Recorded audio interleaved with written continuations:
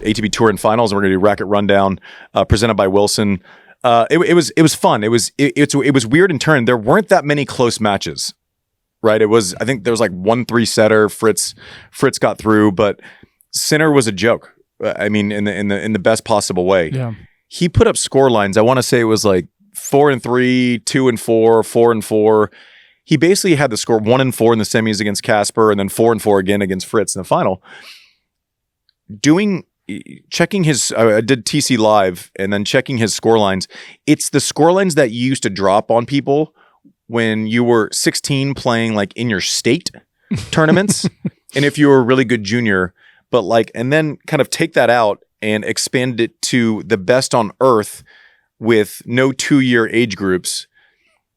What he's done on hard courts this year is absurd. Lost the fewest games ever to win the tournament, broke a record held by one Roger Federer. Dominant start to finish, had never won a tournament in Italy.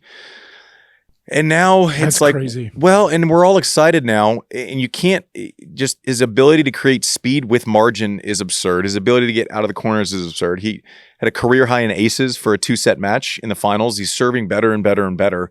He's improving in real time, hitting chips, hitting drop shots. He's stolen a page out of the Chuckster's playbook with hitting that dropper. I talked about on TC Live with Courier, and I said, I don't know. It's not often that, and props to Taylor Fritz, he's going to finish 4 in the world, which is a career high. That is a step, right? He's going to be seeded top 4. But it's not often as a professional who's 4 in the world, who's made a Grand Slam final that year, you leave after getting drubbed 4-4, and you go, 1, I'm not sure what else I could do. 2, I played pretty well. 3, I really had no shot. It's a weird thing for Taylor where it's like I've become the best version of myself. I move better. I'm more consistent. I've improved everything. And also what I do plays into this guy's strengths in this specific matchup. I lived it for a long time.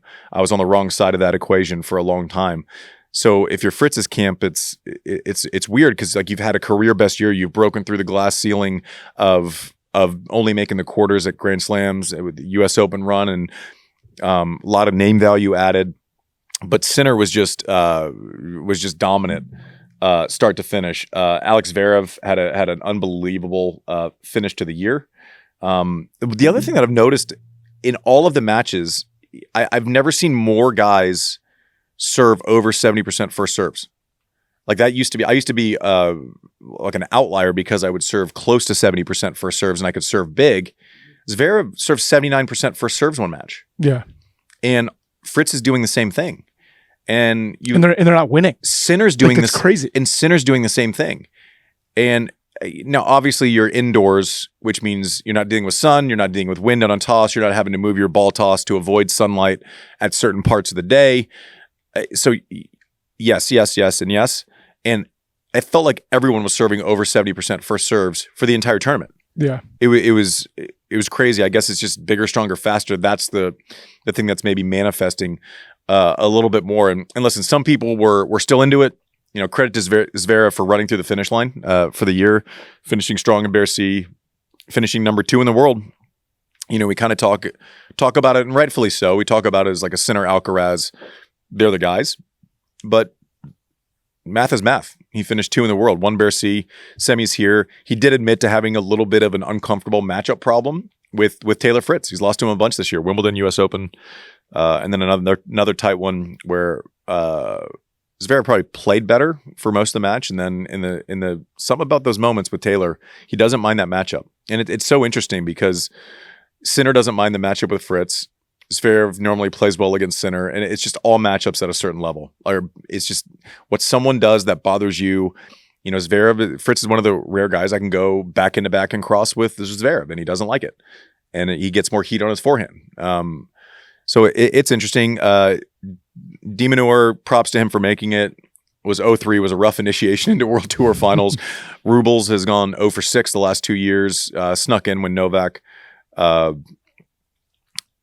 was out. Someone we don't talk about enough. Like Casper Ruud's made the semis the last 4. We never talk about it. He's made 3 Slam finals. He just doesn't, he's not top of mind as often. I liked what he did. He was going a little bit bigger. He was standing in on returns, which was weird to take out Alcaraz in the group play. But taking bigger swings, taking backhand line a little bit more, all of those things that he has to do when he plays guys that are frankly more consistently better than he is and have more weapons. What goes into that strategy, right? Like, what is he seeing on Alcaraz to do that, to like take that approach? I think it's just if you get neutral with Alcaraz, then Alcaraz controls the points. And I think he was 0 for 4 and hadn't won a set before this match against Alcaraz. So you're not going to go in and you're not going to go in and repeat the same mistakes, right? The definition of insanity is trying the same thing over and over and expecting a different result. Alcaraz has been sick. He's running on fumes, and he has to go play fumes, and he has to play Davis Cup because of Rafa. Yeah. He has to go play another week. He had the sick. He had like the breathe right strip going. Right. Played till the end, but was less than. Looked run down. Medvedev looked like he wanted to be anywhere but there. He's definitely already on a beach somewhere. Well, that was like one of the more hilarious matches I've ever seen. This is an interesting thing to ask you because you're kind of like a unbiased spectator who's gone 0 to 60 with tennis consumption in real time. Like some people when they whine and throw stuff, and I'm like, what a whiner. Mm-hmm. Medvedev, I just find endlessly funny, and I don't have a good reason for it. No, but why is that? Am I wrong for that? I have no idea. I like tossing your racket in the air and then letting it bounce and being like, oh, sorry, I was trying mocking the entire situation. And like, how does the judge react? How do the other players react? But like even the other players are like laughing at it, and you're like, wouldn't you be pissed off if you were across from that and he was doing these antics? I don't think I would with him.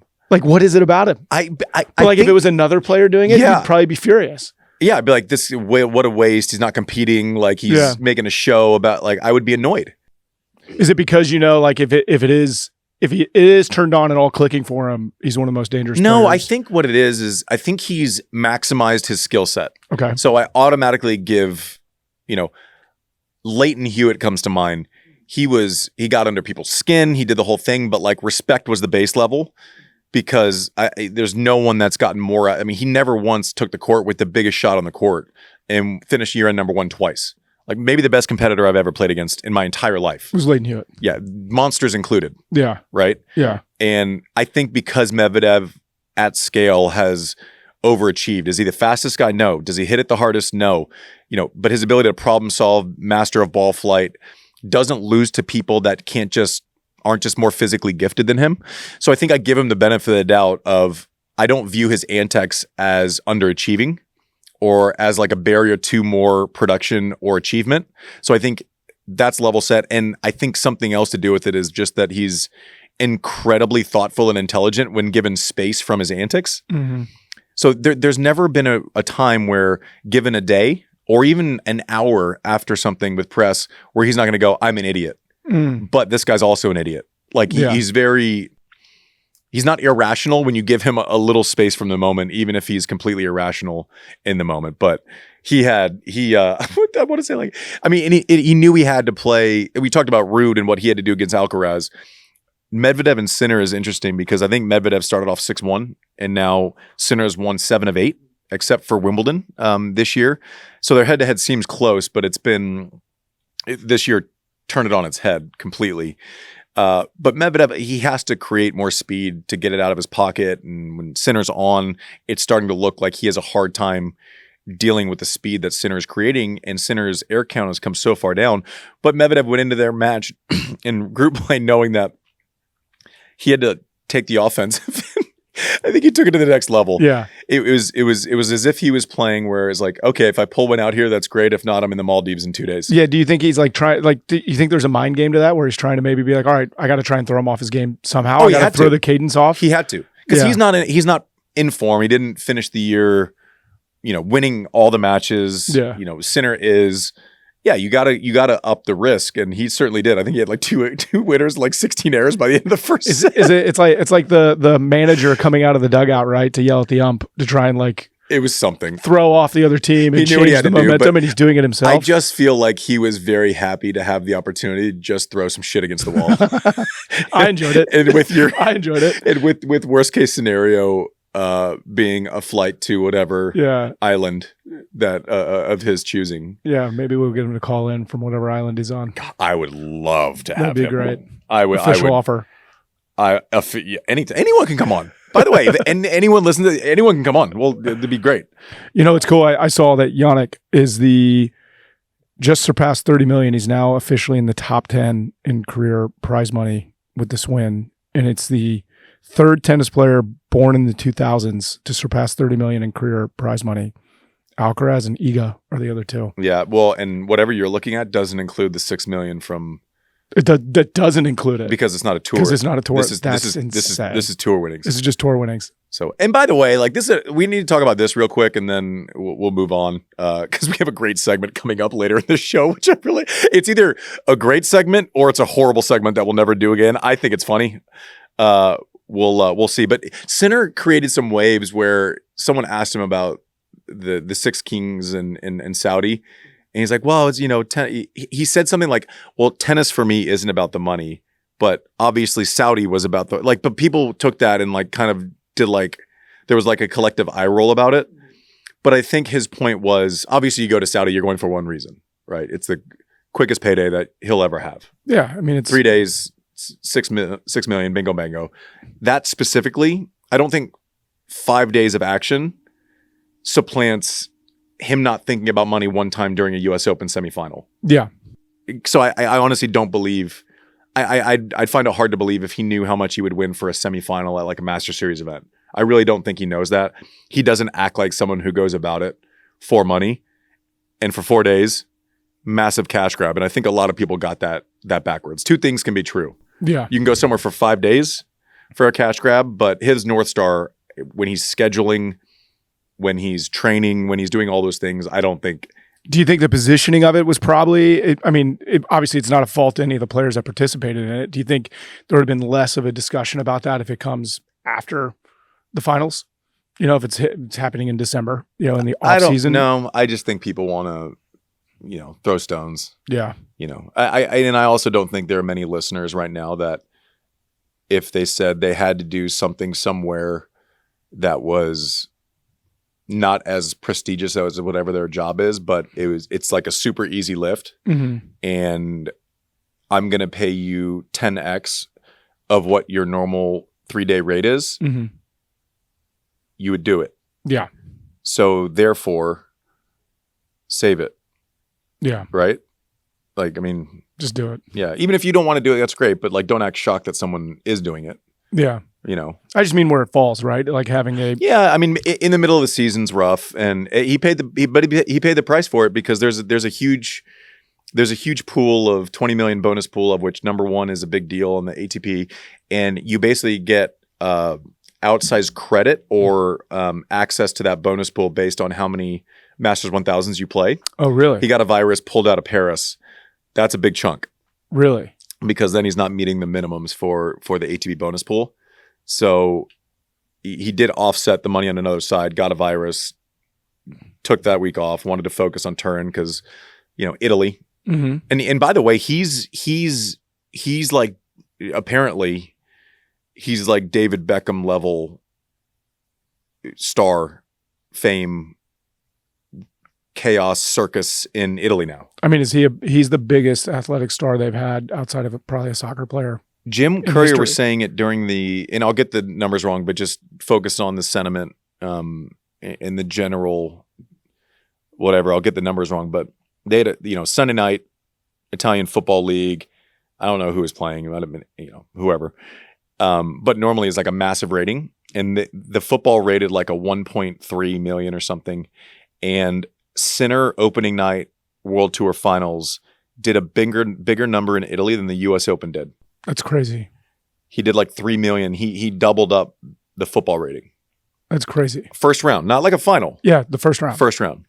Massive star there. Goes to dinner and it's like Taylor Swift. I'm looking at most of the athletes that are famous Italian athletes, and they're either Olympians or soccer players. It's and it's just there's a massive lineage in Italian tennis. It's a very proud history, and the first guy is like he is ours and he is number one in the world. And the pride, rightfully so.